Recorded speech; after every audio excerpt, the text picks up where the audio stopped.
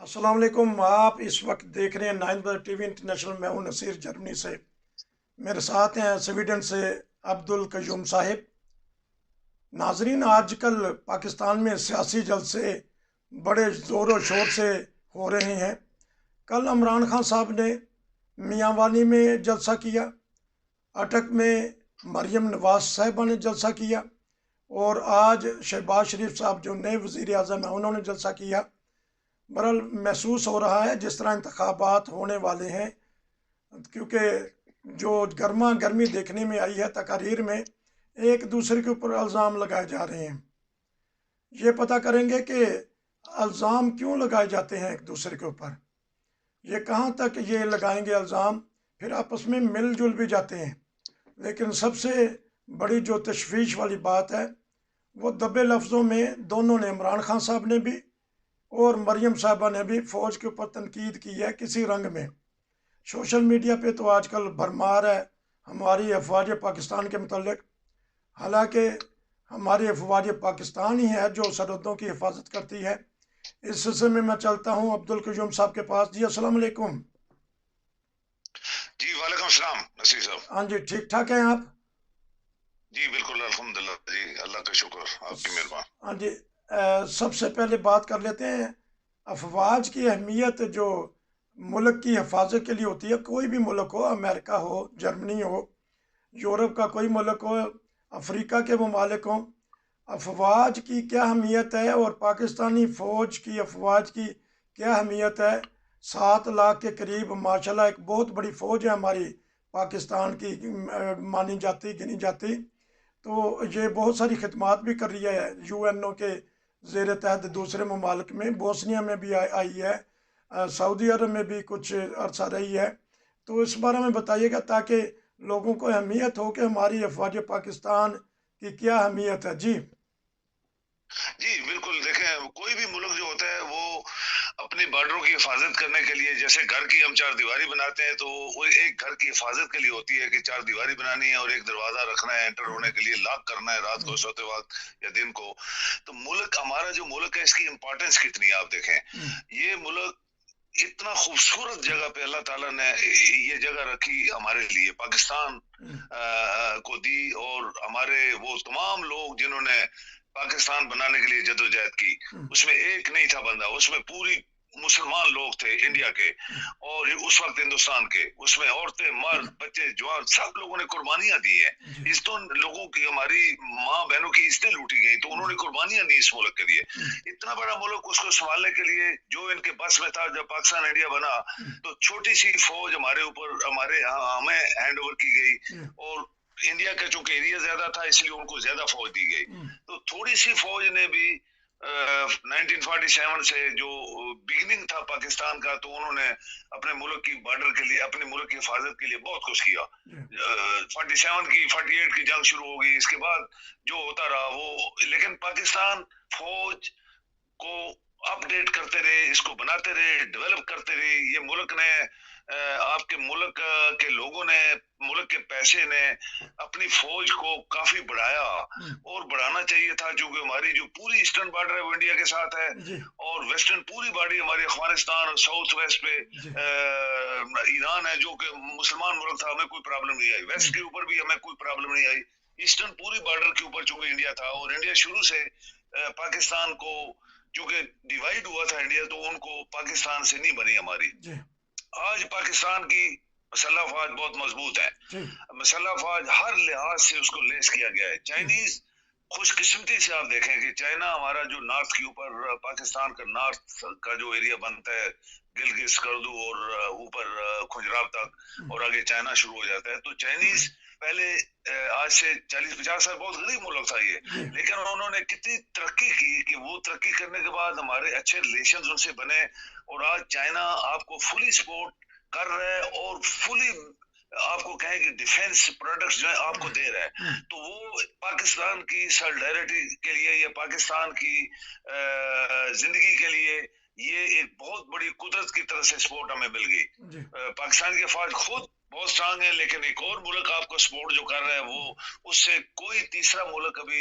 मैं दावे से कह सकता हूँ कि पाकिस्तान के ऊपर हमला नहीं कर सकता। मसल्ह अफवाज शुरू ही से अपने एक वेल डिसिप्लिन तरीके से अपनी मुल्क की हिफाजत कर रही हैं, जाने कुर्बान कर रही हैं। रात के सारी रात वो जागते हैं। आप देखें कहाँ वो ग्लेशियर्स के ऊपर बैठे हुए हैं 50-60 माइनस टेम्परेचर पे। लेकिन बदबख्ती से नसीर साहब, ये मैं अल्फाज में, हमारी बदबख्ती थी कि पाकिस्तान के अंदर एक दयानतदार सियासी सेटअप नहीं हमें मिला। दयानतदार लोग जो सियासतदान थे वो इस मुल्क को नहीं चला सके। फौज तो नहीं चला सकती, फौज तो आपको इंटरफेरेंस कर सकती है, लेकिन मुल्क नहीं चला सकती, क्योंकि उनके मुल्क की बॉर्डर्स की जो हिफाजत की जिम्मेदारी है वो ही पूरी बड़ी मुश्किल से कर रहे हैं। तो जो सियासतदान है दुनिया में, जो सियासतदान है यूरोप के, जैसे हम यहाँ रहते हैं, यहाँ पे दयानतदार लोग, क्लीन लोग, करेक्टर का आप कहें कि क्लीन और पढ़े लिखे लोग, और 1 रुपया 1 आना खाने वाले लोग नहीं है यहाँ पे। कर ही नहीं सकते, करप्शन करेंगे जिनको पकड़ लेते हैं लोग। अगर ये चीज पाकिस्तान में आ जाती, बदबख्ती से आप कहें कि हमारी किस्मत अच्छी नहीं थी, कायदे आज़म साहब जो थे उनकी जिंदगी थोड़ी थी, और सेकंड जो उसका बंदा था राइट हैंड वाला लियाकत अली खान को, उसको एक साजिश के तहत मरवा दिया गया। तो फिर क्या हुआ, वो पाकिस्तान एक जंगल में, जैसे किसी देखे ना आप, जंगल में एक जानवर को मारता है कोई शेर, तो पूरी दुनिया की गिद्धें वहां खड़ी हो जाती है, आती है घूम फिर के उसको खाती हैं। तो पाकिस्तान के वो तमाम दुश्मन लोग जब देखा कि 2 बड़े बंदे हट गए जिन्होंने पाकिस्तान बनाया था, तो उसको खाने के लिए तैयार हो गए फिर, और आज तक उसको खा रहे हैं।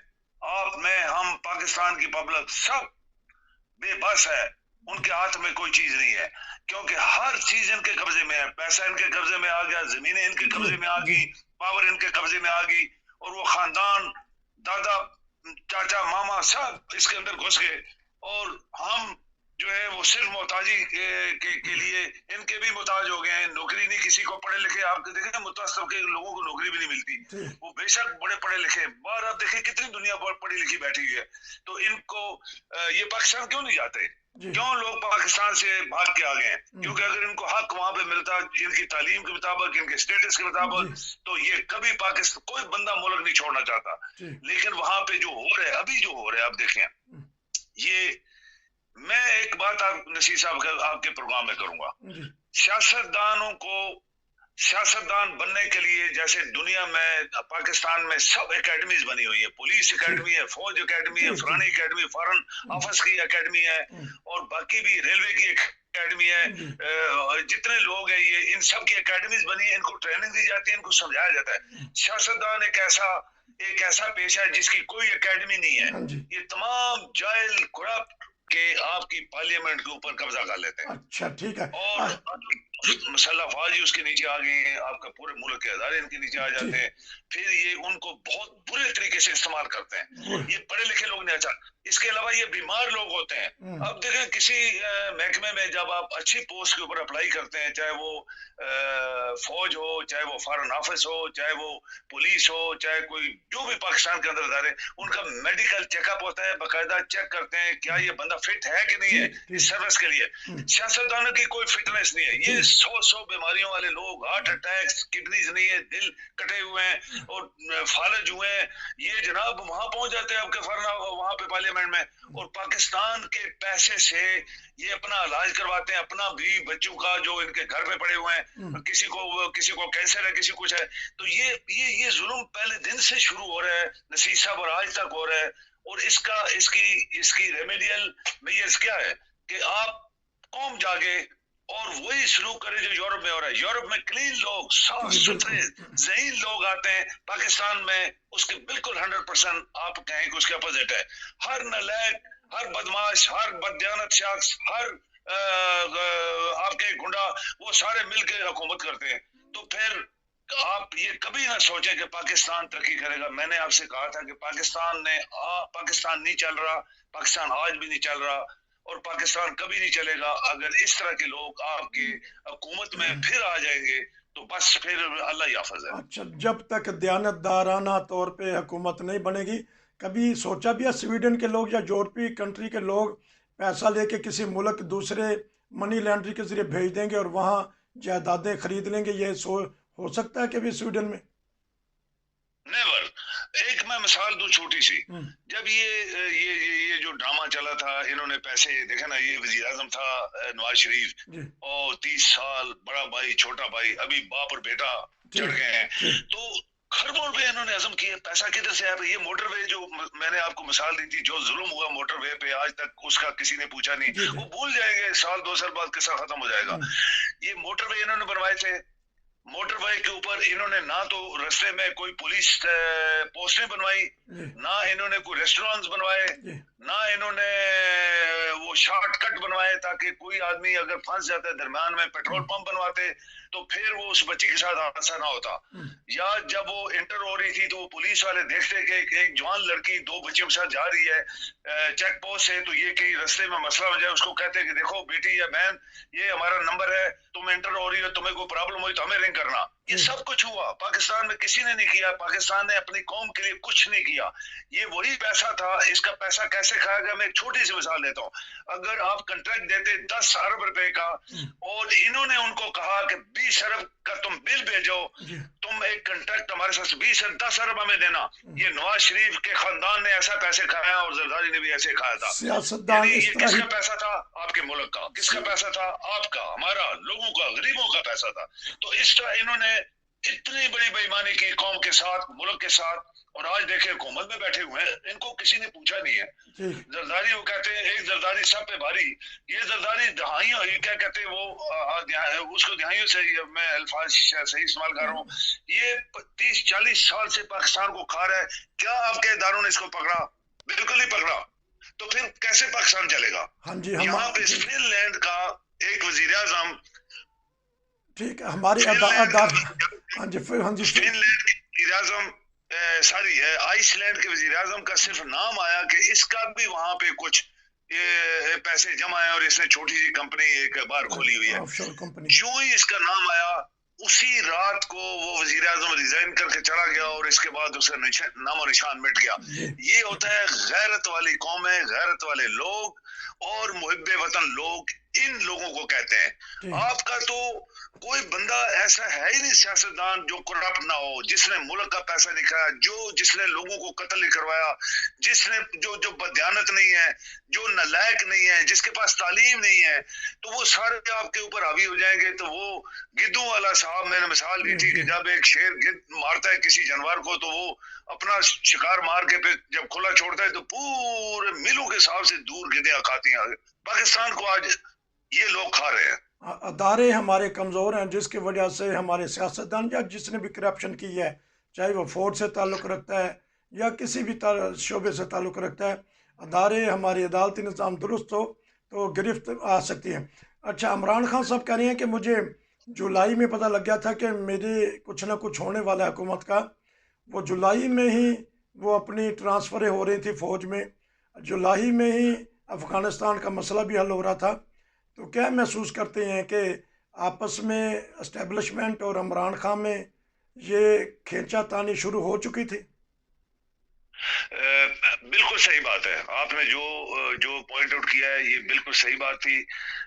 میں نے آپ سے ایک چھوٹا سا ذکر کیا تھا, چونکہ یہ نیا بندہ تھا, نیا وزیر اعظم آیا تھا, اس کے دل میں بڑی خواہشیں تھیں, میں یہ کر دوں گا, وہ پاکستان کو سیدھا کروں گا. لیکن وہ کہتے ہیں کہ جو 75 سال سے چیز کوئی سیدھی نہیں کر پایا, تو یہ تو ایک سیولین اور ایک کریکٹر جس کا پیشہ تھا وہ آج وزیر اعظم بنا. اس کی نیت صاف تھی, وہ دیانتدار بھی تھا, وہ سب کچھ کرنا چاہتا تھا, لیکن اس کے ہاتھ میں جو ادارے تھے وہ نہیں آئے, اور ادارے آنے والے بھی نہیں تھے, کیونکہ ان کو جو 75 سال کی وہ جو ان کا وہ ایک چیز تھی ان کے ہاتھ میں, وہ اس کے ہاتھ میں نہیں آ سکتی تھی کبھی بھی. لیکن یہ آپ نے جو پوائنٹ آؤٹ کیا بالکل صحیح بات تھی. ان کی چپکلش اندر سیکرٹلی اندر شروع ہو گئی تھی. ایز اے وزیر اعظم یہ آپ کا چیف آف آرمی اسٹاف لگاتا ہے, ایز اے وزیر اعظم اور بڑی بڑی اپوائنٹمنٹس اس کے ہاتھ میں ہوتی ہیں, یہ اپنی مرضی سے کر سکتا ہے. لیکن اگر کوئی ادارہ آپ کے ان کے ساتھ ٹکر لگا لے اور وزیر اعظم کو ذہنی طور پہ سوچے کہ یہ وزیر اعظم کوئی چیز نہیں ہے میرے سامنے, تو پھر ملک نہیں چلنے والے. ملک وہی چلتے ہیں جو اپنے اپنے دائرے کے اندر رہ کے اپنے ملک کی خدمت کرنا چاہتے ہیں. جیسے یورپ میں ہے, میں نے مثالیں دی تھی کیسی کہ یہاں پہ کوئی ادارہ سویڈن کے اندر کوئی دوسرا ادارے کو مداخلت کر ہی نہیں سکتا, وہ اس کی ڈکٹیشن لیتے ہی نہیں ہے بالکل. ہر بندہ اپنی اپنی ڈیفنس والے اپنی جگہ کام کر رہے ہیں, فارن ان کا آفس اپنی جگہ کام کر رہے ہیں, امیگریشن والے صرف امیگریشن والے جو ہیں وہ اپنی پاور کے ذریعے سارے کام کر رہے ہیں, کوئی ان کو مداخلت نہیں کر سکتا, اس کو ویزا دے دو اس کو نہ دو, وہ مانتے ہی نہیں ہیں, وہ اپنی پاور استعمال کرتے ہیں. پاکستان میں نصیر صاحب, پاکستان ترقی تبھی کرے گا جب آپ ان تمام نالائق بدماش گنڈوں کو اور بیمار لوگوں کو, اس نواز شریف کی ایک پالیسی رہی ہے کہ جتنے گورنر لگاتا تھا یا چیف منسٹر سب بیمار لوگ ہوتے تھے. اب دیکھیں کراچی کے گورنر وہ مر گیا تو اس کو سیٹ ڈال کے اس کو سیٹ دے رہا تھا گورنر کی, وہ مر گیا پہلے ہی. تو جتنے اس نے گورنر لگائے وہ یا تو ریٹائرڈ جسٹس لگاتا تھا, اس لیے اس کی ایک ریزن تھی کہ یہ ریٹائرڈ جسٹس تمام جسٹس کے ساتھ ان کے تعلقات ہوتے ہیں, ہماری کرپشن, ہماری فراڈ, ہماری بےایمانیاں, وہ پھر یہ جسٹس گورنر جو ہے ہمیں بچائے گا. یہ آپ ریکارڈ دیکھیں, جب بھی انہوں نے گورنر کی کوئی اپوزیشن کوئی اپائنٹمنٹ کے لیے بندہ چنا تو جسٹس ہی چنا, اور وہ ہوا یا نہیں ہوا. لیکن یہ اس طرح کے لوگ تھے. کیا پاکستان کے 22 کروڑ لوگ ان خاندانوں کو 10 15 20 خاندانوں کو کنٹرول نہیں کر سکتے؟ اگر کرنا چاہیں تو کر سکتے ہیں. دنیا میں بڑے بڑے انقلاب آئے ہیں جناب, انہوں نے ان کا تہس نہس کر دیا کرپٹ لوگوں کا. تو ابھی جو سیاستدان ایک دوسرے کو الزام لگا رہے ہیں, وہ اس لیے لگا رہے ہیں کہ چور جو ہوتا ہے وہ کبھی چوری نہیں مانتا, وہ دوسرے پہ الزام لگاتا ہے. جیسے وہ بولا تھا کہ چور چور چور وہ خود تھا, وہ بھاگ رہا تھا, چور چور تو وہ چور خود تھا. یہ ابھی جو سیاستدان ہے, میں عمران صاحب کو پرسنلی نہیں جانتا, میں عمران صاحب کے پرسنل لائف کے اوپر میں کوئی, میرا حق نہیں ہے کہ میں بات کروں, ان کا ذاتی معاملہ ہے. میں عمران صاحب کے مذہب کے اوپر بات نہیں کر سکتا کیونکہ ان کا ذاتی معاملہ ہے. اللہ تعالیٰ کا ایک انسان اور اللہ کا ایک اپنا رشتہ ہوتا ہے, وہ چاہے جو مرضی کرے, اس کی جو سوال جواب ہے وہ اللہ ہی کرے گا اور بندہ جواب دے گا, ہم اس میں ان سے انٹرفیئر نہیں کر سکتے. لیکن یہ بندہ دیانتدار تھا نصیر صاحب, یہ میں جانتا ہوں, بندہ دیانتدار ہے. انشاءاللہ اس کے اوپر پروگرام کریں گے کیونکہ وقت تھوڑا ہے. لیکن جس طرح آپ نے بتایا کہ ایک پروگرام میں آپ نے بتایا تھا کہ آپ نے وزیر اعظم کو خط لکھ دیا تھا سویڈن کے, وہاں اتنے سورسز ہیں عوام کے یا ایک بندے کے کہ وہ وزیر اعظم کو خط لکھ دے اور پھر جواب بھی آ جائے. تو آپ اس کا کیا جواب, کیا آپ نے پوچھا تھا, کیا شکایت کی تھی اور کیا جواب آیا, تاکہ ناظرین کو یہ بتا دیں کہ یورپی ممالک میں پاکستانیوں کی کیا اہمیت ہوتی ہے. جی میں آپ کو بتاؤں کہ آپ حیران ہوں گے. میں تھوڑا سا دلیری دکھا دیتا ہوں. میں جو میرے دل میں آیا, میں نے جب یہ ایک دو جگہ ہمارے لوگ پیسے کھا گئے بزنس میں, میرے پیسے کھا گئے اور بھاگ گئے ادھر سے, تو پھر جو ایک پروسیس ہے یہاں پہ یورپ ہے, یہاں پہ ہر چیز وہ چلتی ہے قانون کے تحت اور سلولی چلتی ہے لیکن صحیح چلتی ہے. لیکن کچھ ایسی چیزیں ہوتی ہیں جس میں جیسے بندہ ہی بھاگ گیا یہاں سے تو اس کو کون پکڑے گا. تو میں نے وزیر اعظم صاحب کو پرسنل اپنی طرف سے وزیر اعظم کو بائی نیم ایک خط لکھا کہ یہ اس طرح کے یہاں پہ سویڈن میں قانون ہے اور ہمارے لوگ پیسے کھا گئے ہیں, تو ہم یہ پیسہ کدھر سے ریکور کریں گے. اگر سخت قانون ہوتے تو یہ بندے بھاگ نہ سکتے یا ہم ان کو کیچ اپ کر لیتے. تو آپ یقین کریں کہ اس وزیر اعظم کی آپ کہیں کہ گریٹنس, ایک ملک کا وزیر اعظم مجھے اپنے ہاتھ سے خط لکھتا ہے کہ اس نے شکریہ بھی ادا کیا کہ آپ نے میرے ساتھ ڈائریکٹ کنٹیکٹ کیا, اور ساتھ اس کے بھی یہ لکھا کہ میں اس ملک کا وزیر اعظم ضرور ہوں, میں پارلیمنٹ کا یعنی ہیڈ آف دی گورنمنٹ ہوں, لیکن میری پاور نہیں ہے کہ میں کسی محکمے میں مداخلت کر سکوں. کسی بھی ڈپارٹمنٹس میں وزیر اعظم مداخلت نہیں کر سکتا یہاں سویڈن میں. سو میں افسوس کرتا ہوں اور ساری بولوں گا, لیکن میں شکریہ ادا کرتا ہوں کہ آپ نے میرے سے کنٹیکٹ کیا. یہ اس کے کنٹینٹس تھے. زبردست. یہ ہوتی ہے ناظرین, یہ ہے حکومتیں, یہ ہیں ادارے جس کے کہتے ہیں پرائم منسٹر. بہرحال اچھا میں آپ کو ایک اور بتاؤں نصیر, جب میں نے پولیس کو لکھا وہ بھی یہی لکھا تھا, پولیس کے ہیڈ آف دی پولیس یہاں پہ پاکستان میں تو پروونشل پولیس ہوتے ہیں نا چیف, یہاں پہ ایک ہیڈ آف دا پولیس ہوتا ہے پورے ملک کا. اور یہ ہمارے ملک میں آج آپ کے پروگرام میں بولنا چاہتا ہوں, پاکستان کے اندر ایک ہیڈ آف دا پولیس ہونا چاہیے, 4 اسٹار جنرل ہونا چاہیے جس طرح آرمی میں ہے, اور پولیس کو سینٹرل پولیس ہونی چاہیے, کوئی پروونشل پولیس نہیں ہونی چاہیے, کیونکہ یہ پروونشل پولیس کو یہ سیاستدان जूते की नोक पे रखते हैं जी और उनको जूते साफ करवाते हैं पुलिस से। जो पाकिस्तान का एक डिपार्टमेंट है, जो पाकिस्तान की पुलिस है, पाकिस्तान के अंदर पाकिस्तान की पुलिस होनी चाहिए, उसका हेडक्वार्टर इस्लामाबाद में होना चाहिए, उसका 4 स्टार जनरल हेड होना चाहिए। फिर आप देखें सियासतदानों का क्या हाल होने वाला है। जैसे फौज है, अगर आपकी फौज प्रोवेंशियल होती तो यहाँ पे तो पता नहीं कब का ये मुल्क टुकड़े हो चुका ओहो होता। जी तो जी यहाँ पे पुलिस के चीफ साहब को मैंने खत लिखा, जो सबसे बड़ा 4 स्टार जनरल है, तो उसको मैंने लिखा यही चीज। तो आप यकीन करें, उसकी भी ग्रेटनेस, उसकी अजमत को देखें उस शख्स के, उसने मुझे जवाब दिया अपने उस खत से साइन करके कि मुझे मेरा शुक्रिया अदा किया कि कयूम साहब, आई एम वेरी सॉरी कि मेरे बस में होता तो मैं किसी शख्स को ऑर्डर देता इसको अरेस्ट करो, लेकिन मेरी पावर नहीं है कि मैं किसी महकमे को ऑर्डर दूं कि इस बंदे को अरेस्ट करो, ये मेरी पावर ही नहीं है। तो फलां डिपार्टमेंट जो है आप उनसे कांटेक्ट करें, वो आपकी इस केस की वो करेंगे, आपकी मदद करेंगे। उन्होंने मेरी की बाद में, लेकिन एक चीफ ऑफ पुलिस का जवाब जो मुझे मिला वो ये था। ज़बरदस्त आपने बात कर दी। अगर पाकिस्तान के अदारे भी एक दूसरे के अंदर मुदाखलत ना करें तो पाकिस्तान यकीनन तरक्की करेगा। जिस तरह इन्होंने शुरू में बताया कि पाकिस्तान एक जन्नत नज़ीर खिता ज़मीन है जहाँ हर 4 किस्म के मौसम पाए जाते हैं। नाजरीन, जब भी यूरोपियन जाते हैं तो पाकिस्तान की तारीफ़ करते हैं, तो काश के पाकिस्तान तरक्की करे ताकि दुनिया उसको जाके देखे।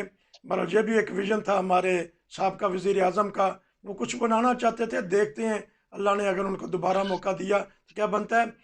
अब्दुल कयूम साहब, आपका बहुत शुक्रिया। इंशाल्लाह फिर मिलेंगे। नसीर को इजाज़त दीजिए। अस्सलाम वालेकुम। जी वालेकुम सलाम Naseer sahab, thank you very much ji.